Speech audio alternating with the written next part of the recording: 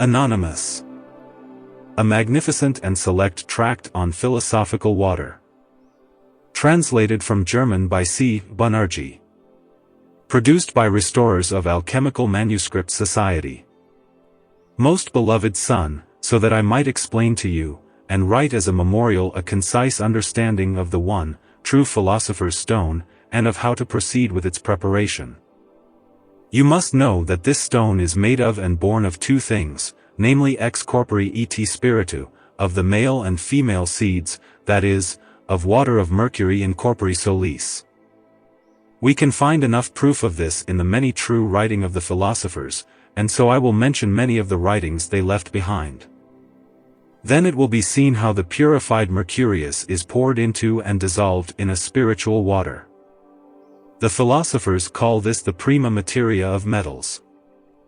They also call it luny water, aqua vitae, q. essentia, or a fiery and burning liquid liquor. The metals can be dissolved and freed from their hard, stiff bonds in this water, and so return to their first, their original nature, just as the water of Mercury has done. This is why the philosophers wrote for us in their books the example of how frozen ice turns to water again when heated, for it was water before its coagulation too. They also say that whenever an object's origins or principalis might be, it can be returned to that original state in this way. It will become that which it was in the beginning. The philosophers also wrote on the following subject in their books: that the species of metal cannot be turned into gold or silver if they have not first been reduced and returned to their original material. Note carefully, my son, that this reincarnation of the metals is possible only if the prima materia metallorum, or water of Mercury, is used. It is not possible, and never will be possible with any other substance in the world. For this water is closest to the nature of the metals, and so it can never be separated or parted from them when the two are mixed. The philosophers have also given us explanations of this water in the Taba, and in other books in which they say the following. Nature enjoys its nature, nature contains nature, improves nature, reduces nature, nature is superior to nature.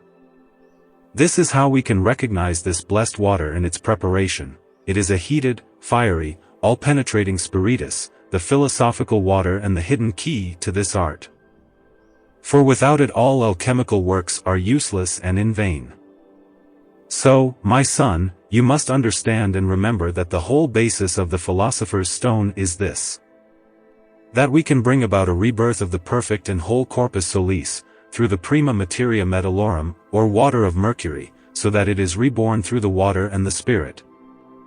Just as Christ says, unless a man has been reborn through the water and the Spirit he can never see the kingdom of God. And so it is with this art. I say to you, my son, unless the corpus solis is sown, it is useless and fruitless, just as Christ says. Unless the grain of wheat falls onto the earth and dies there and rots, then it will bear no fruit. In this way the corpus solis is reborn through the water and the Spirit, and immediately a clearer, more astral, eternal and immortal body grows from it, which bears fruit and multiplies like the vegetabilia. On this subject the philosopher Rogerus Bacco says, I assure you, thus will the astrum give of itself to the body of gold which has been clarified in this way, so that it will never lose its riches and its strength until the day of the last judgment. For the body is perfect, purified of all other elements, and it is beautiful. But unless it is reborn it will never become anything bigger, or clearer, or higher or better. Unless you know and recognize this rebirth from nature and new birth of metals through the water and the spirit of the prima materia, it is futile to practice this art. For believe me, in all truth, without this all is false, a lie, and useless, and in vain. It is impossible for it to happen in any other way. Because of this the philosophers wrote wonderfully in their books and said that everything bears an image of itself and that man will reap what he sows, and nothing else.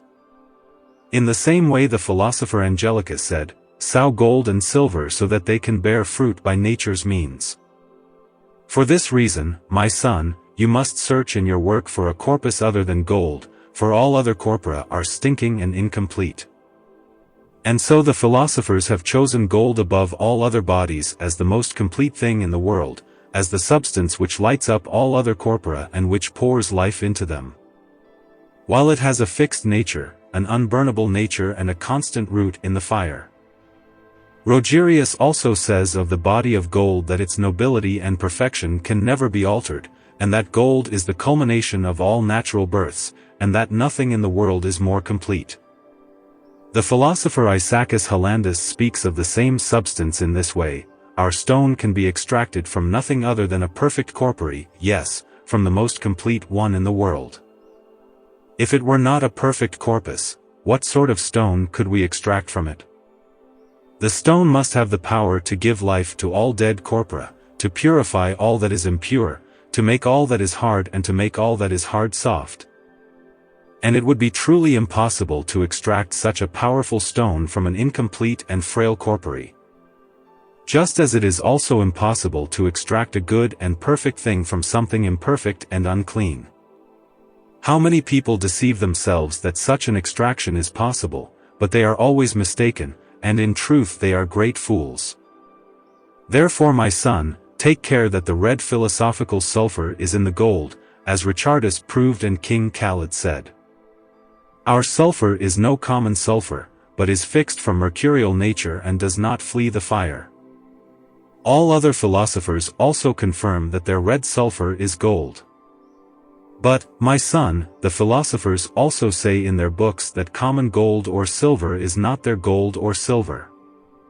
While their gold and silver is alive, common gold and silver are dead, and as such cannot perfect other, incomplete corpora, nor impart their completeness to them. If they had to give away some of their perfection, they would remain incomplete themselves, for they would have no more perfection.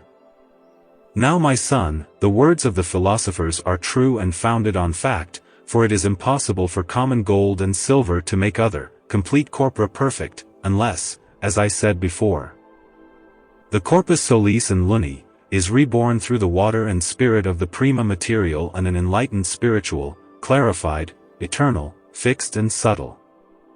All penetrating body grows from this which will purify other perfect corpora and multiply. Therefore the philosophers have said of this, such works are performed on their stone so that the tincture in it can be improved. This is why it is necessary for this stone to be treated better and more subtly than common gold and silver. The philosopher Bernhardus writes on this subject in his book.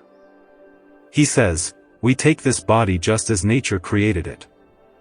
But it is necessary to make it even more perfect using this art so that it, in its great perfection and with its many rays, can make the imperfect corpora and complete in weight, color, substance, yes, even its mineral origins and principes. And if it had remained in the state in which nature would normally have left it, if it had not been perfected or made superior, how would the period of 10.5 months served us then? Arnoldus speaks on this very subject in his epistle. In our stone gold and silver are to be found more strongly, invisibly and more maturely in potentia et virtute, for if this were not so, neither gold nor silver in our stone are to be found in great strength and in their essence in their stone, but they are not as visible as common gold or silver. Euclides confirms this in his great Rosario. Nothing can come from one perfect things, he says, for it is already perfect and complete, just as nature created it. We find a similar example in bread, when yeast-risen bread can be made from it. So it is too with gold, which is brought by nature over a long period of time to a complete end. It is therefore impossible to perfect other corpora with bad gold, unless the perfect corpus solis is dissolved again, so that it returns to its original substance. And it is turned into a true ferment and tincture through our work and art. On this subject the philosophers say that one can never achieve a good result until the gold and silver are joined together in one corpus. Now, my son, do not read the words literally, but understand the lumen metaphoris, for the philosophers say in their books that Luna is made of cold and wet nature. And they also give this same definition to Mercurio. So, for lunam, we read mercurius, or water of Mercury, or prima materia, which is the philosopher's luna or luni water, as can be read in the wonderful and profound book, Clangor Bacchini. And so, my son, you have had a short lesson that this art is useless unless we bring the perfecta corpora back to its original essence by the philosophical fire or by the water of mercury. This original essence is a sulfuric water and not mercurius vivus as the sophists believe. For the original materia metallorum is not mercurius vivus, but a sticky sulfuric steam and a viscous water in which the three principia sal, sulfur, and mercurius are gathered. You must be able to recognize the true and blessed water of mercury or the heavenly supernatural fire in which the corpora are dissolved and melted. For this knowledge is the greatest secret of them all, and it is only found in the power of God, whom we must beg for the secret. Of this the philosopher Rogerius says, God the Almighty created man and set him above nature and all the animals, although he is natural and nothing more than nature, apart from the life which God breathed into him. And it is God who is and must be the judge of all the works and their nature. This godly spirit within man forms our feelings and thoughts, just as it does in its own head.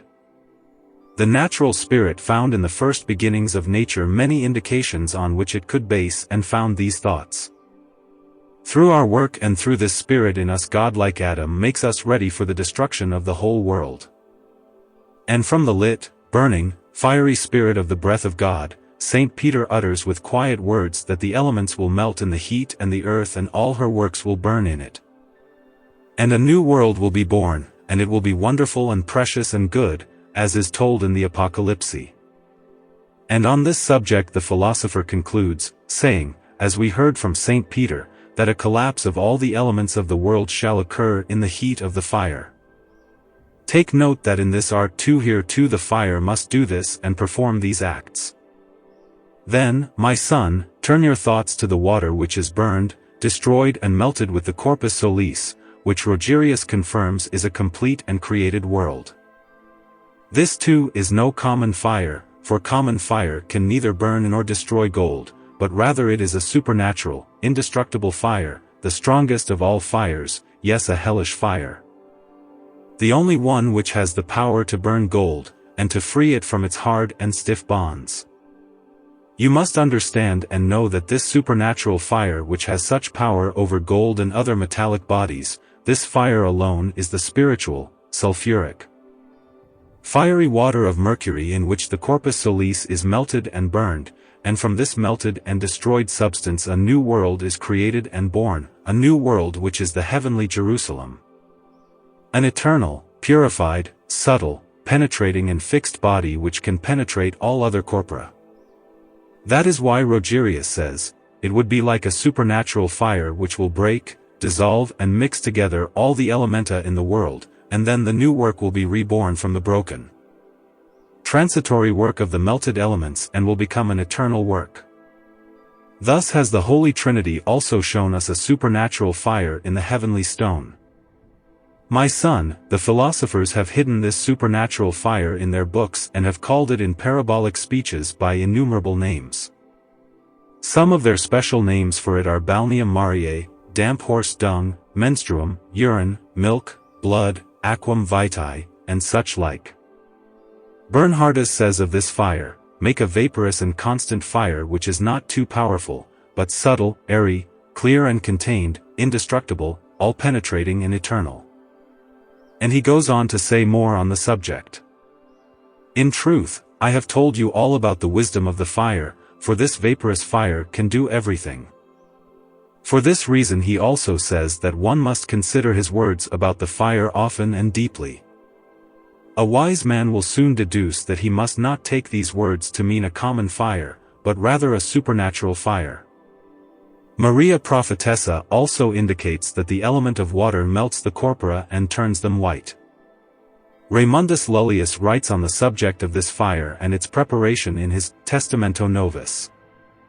In Caudice, in Anima Metallorum, Lus Mercuriorum, and in Libro Mercuriorum, in the book De Secretis Naturae F. de Q. Essentia, and in the Elucidatio Testamenti ch. For, he says that it is not human, but rather angelic to reveal this heavenly fire, and that to know this is to know the greatest secret of all. He also says, in figurative expressions, that this fire of the wise is composed of horse dung and live calcium. I will explain what is represented by the live calcium elsewhere. I have already explained what is meant by the horse dung, namely that the horse dung is the water prima materia, for that too is warm and damp, just like horse dung, but it is no ordinary horse dung, as many ignorant people think. This is why the philosopher Alanus says, "The philosophers have called the damp fire horse dung, in whose dampness the hidden warmth is contained, for it is a characteristic of the fire in a horse's stomach that it does not destroy the gold, but rather increases it for the sake of its dampness." Alcedonius says, "Our medicine is to be hidden in the damp horse dung, which is the fire of the wise." Alanus speaks in a similar way. "Dear son, take great care with the decomposition or disintegration. The decomposition must occur in a gentle warmth, that is, in a damp horse dung." Similarly, Arnoldus de Villanova writes in the 9th chapter that the heat of horse dung should be in the fire. Alphidius too says, "It must be cooked and buried in the heat of horse dung." Aristotle too, "The earth or the corpus will gain no power unless it is sublimated in horse dung." For this reason Hermes says, "Cook and bake it in the warmth of a horse's stomach," and Morienus, "If you do not find what you are looking for in the horse dung, then you can count your losses." Arnoldus agrees, "You must search for no other fire than this, for this is the fire of the wise, the melting oven of the wise, their calcinating, sublimating, reverberating, dissolving, coagulating and figuring oven. For this water can dissolve and calcinate all metals and melts red and white with them." The Tuba and Senior also speak of this. "Our water is a fire, and our water is stronger than all fires, for it makes a pure spirit from the corpora of gold, which a natural fire cannot do. Although natural fire also has something to do with it. For our fire enters into an earth or powder, so that the gold burns more greatly than natural fire." Khalid too says, "In truth, it is a fire which burns and grinds all things." But how this philosophical water or fire, which is aqua mercurii, is prepared has been hidden by the philosophers, as Raymundus Lullus writes mysteriously in his works. It is first necessary for the mercury to be purified of its outer dampness and earthliness, but this must not be done with harmful and destructive things which would destroy its noble, fruitful, green and fertile nature.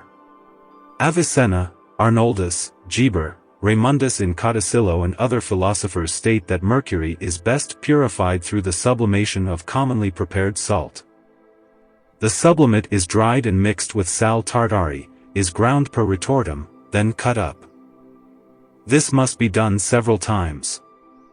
In this way the mercurius will be rid of its outer dampness and foecibus. This purgation, says Bernhardus at the end of his epistle, does not harm the mercurius because the hot water and the salt do not penetrate it. But you must understand, my son, that while the mercurius is a uniform and inseparable substance and essence, we cannot completely purify its outer whiteness. For its earthy impurity lies hidden in its innermost depths, and it cannot be separated from it by any method of sublimation, however many ignorant people have the audacity to suggest this. For this reason the following method must be used. The mercurium vivum purgatum must be freed from the bonds with which nature ties it so securely to the earth. These bonds must be loosed, and it must be returned to its very first essence, namely a sulfuric, spiritual water, without the addition of any foreign bodies in the world. As Rogerius Bacon testifies to under the title, De Mercurio, and as Raymundus also says in the Theorica of his testament. Unless it is putrefied in this way and dissolved, the menstruum will not be worth a fig, but when the living mercury, purified of all foreign bodies, has been freed of its bonds, and returned to its original water, then we can purify it inwardly and separate the spiritum from the water and its earthliness by distillation. The philosophers have spoken in secret words about the separation, in a way that a hard-headed man would not easily understand. They have written of it mysteriously and in a figurative manner in their description of the distillation of wine that the spirit of wine is mixed with a great deal of water and worldly earthiness. But the dry spiritum, or spirit of wine, can be separated from all phlegmatic moisture and worldly earthliness by artificial distillation. In other words, the whole spiritum is separated from the water o' the wine, and the water from the earth.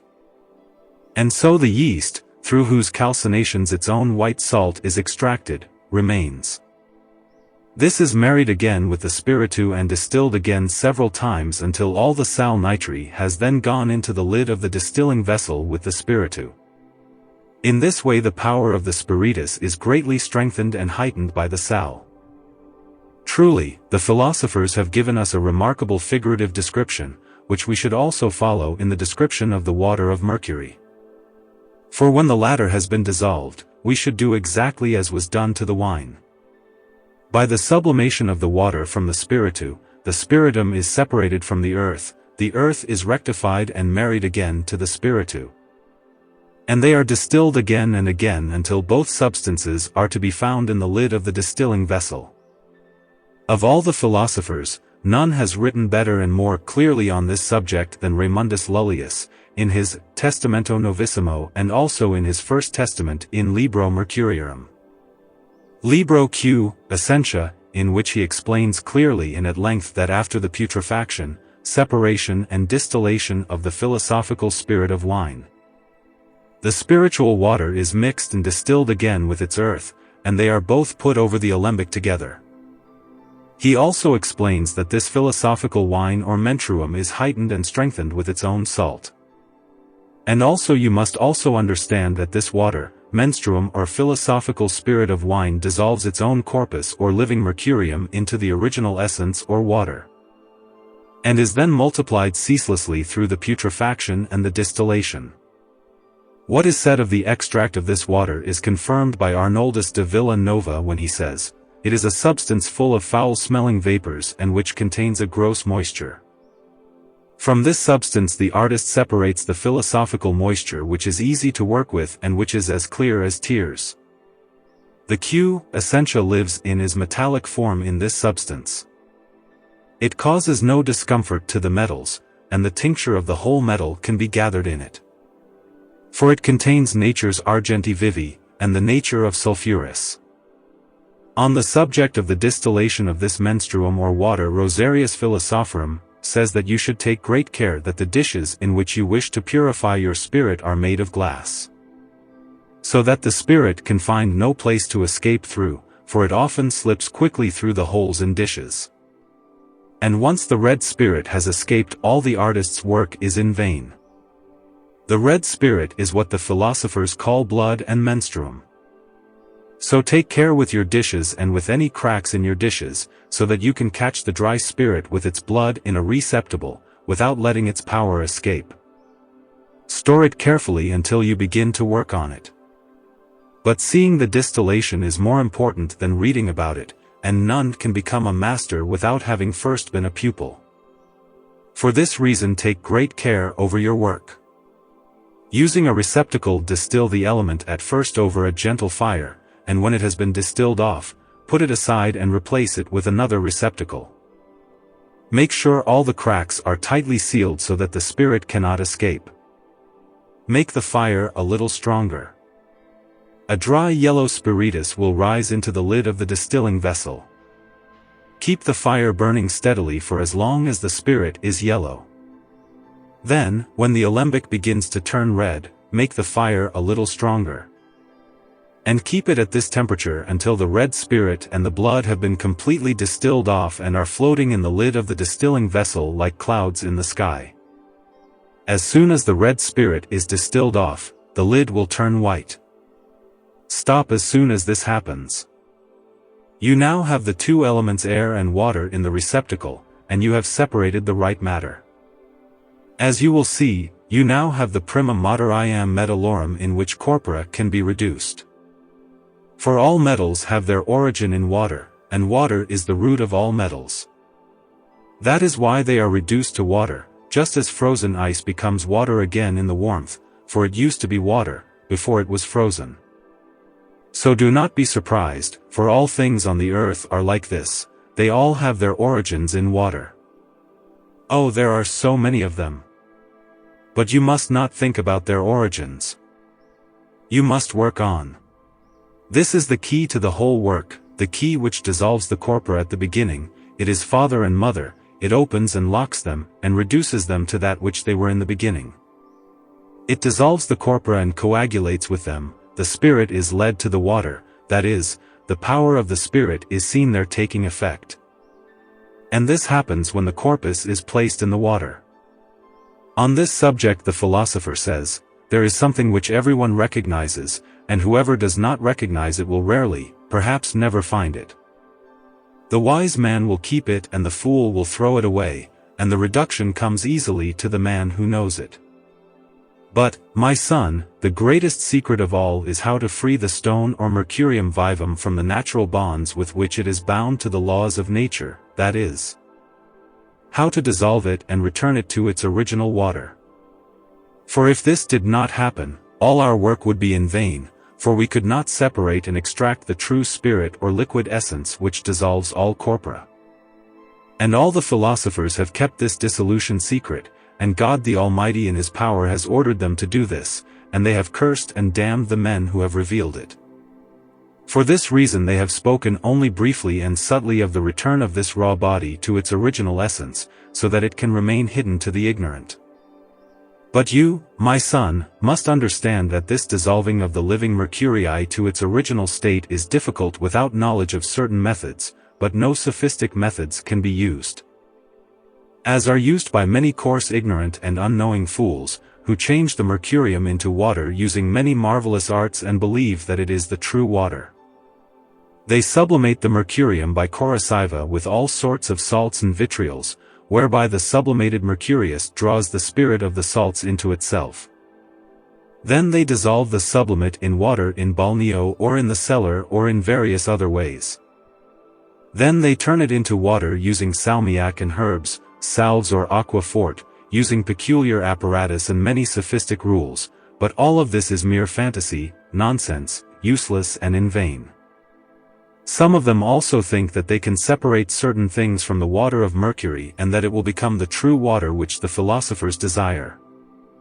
The reason for this is simply that they do not heed the words of the philosophers which say quite clearly that it should be mixed with no foreign object on earth. And Bernhardus says in his epistle, as soon as the mercurius has been dried out by the salts, alum and aqua forte, it will no longer dissolve. But take note, my dear son, of what I am about to tell you, and of how the philosophers have left an account for those who understand their books, namely, that this water cannot be prepared using strange methods in the world, but rather, it can only be prepared using natural means, together with nature and from nature.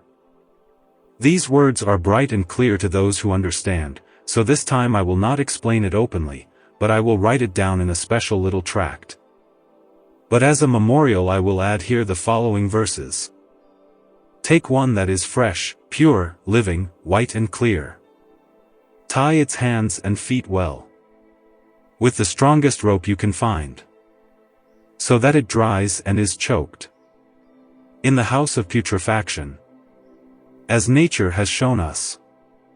By this same harmonious nature, it will be dissolved and it will rise to the original essence. It is a living, spiritual spring, which flows clearly and brightly from heaven. It eats its own flesh and blood, in order to multiply. Whoever succeeds, with God's help, in attaining this blessed water should thank God, for He has in His hands the key which will open the closed locks of all metal chests, and can take gold, silver, precious stones, honor, power and good health. This blessed water is called the daughter of Pluto by the philosophers. It has strength and power over all reassurers. It is also called the white, pure, tender and unspoiled maid of Beja, and without it no birth or blending can occur. For this reason the philosophers have married this tender and pure maid to Gabrico, so that they bear fruit, and when she was joined with Gabricus, he died. Beja swallowed and consumed him in her great love, as Arislius tells in his Practica, the spring or fontina is like a mother to the king, for she draws him to her and kills him. But through her the king is resurrected again and he joins himself fast to her, so that no man can harm him. This is why the philosopher says that Gabricus is more precious and worthy and dear to the world than Beja, but he can bear no fruit alone. The philosophers have called this made and blessed water by many thousands of different names in their books. They call it heaven, a heavenly water, a heavenly rain, a heavenly thaw, a May thaw, water of paradise, an aqua fortis and an aquam regis, a corrosive aquafort, a sharp vinegar and liquor. Also quintam essentium vini, a waxy green juice, waxy mercurium, green water and leonum viridis, quicksilver, menstruum or blood. They also call it urine and horse piss, milk and virgin's milk, water of arsenic, silver, luna or lunny water, woman, a female seed, a sulfuric steam and smoke, a fiery, burning spirit. A deathly all-penetrating poison, a dragon, a scorpion which eats its young, a hellish fire of horse dung, a sharp salt, sal armoniacum, a common salt, a lye, a viscous oil. The stomach of an ostrich which eats and digests all things, an eagle, a vulture and hermetic bird, a vessel and sigillum hermetis, a melting and calcinating oven. And innumerable other names of animals, birds, plants, waters, juices, milks and blood, etc. They have used all these names and written of it figuratively in their books. They have suggested that such a water is made of these things, with the result that all ignorant people who have searched for it in these things, have not found the desired water. You must also know, my son, that it can be made only from mercurio vivo and from no other thing on earth, and the philosophers have given it so many names that ignorant people cannot recognize it.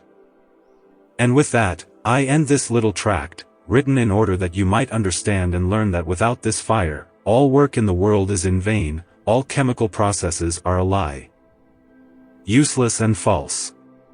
The great Rosarius says that there is no more than one recipe, and with this one lock all the books of the philosophers are re-locked, just as if they were surrounded by a strong wall. And unless you know of, or have the key in your hands, you will never open the lock, or achieve anything fruitful. For the only key to the metal walls and gardens is this water. And this water is the strong aquafort which Isaacus refers to in his own work. He dissolves the corpora with it and uses it to make it spiritual. So note carefully that without this water all is false, all is a lie, in metals and minerals as well as vegetalibus and animalibus. You can dissolve, sublimate, distill, calcinate, extract, mix and compose what you will. You can dissolve it in the cellar, in balneo, in dung, in aqua fortis and in any amount of strong waters which the alchemical processes teach, or which you can think up yourself. You can make oil or water or chalk or powder black, white, yellow and red. You can burn it, pour it in any way and teach the alchemical recipes. You can claim that you can make gold and silver with them. But it is all false, a stinking lie from beginning to end. For I myself, with my own hands, or I should never have believed it, I myself have learned this through error and misfortune.